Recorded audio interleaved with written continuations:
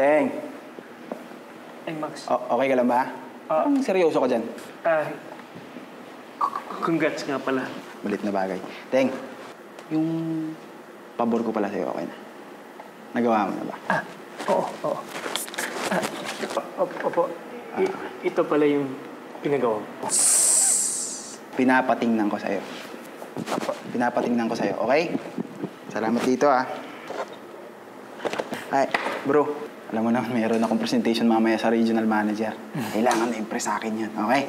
Sigurado. Okay? Mamaya, libre kitang yosi, ha? Hindi ako nag-yosi. Max, hindi ako nag-yosi.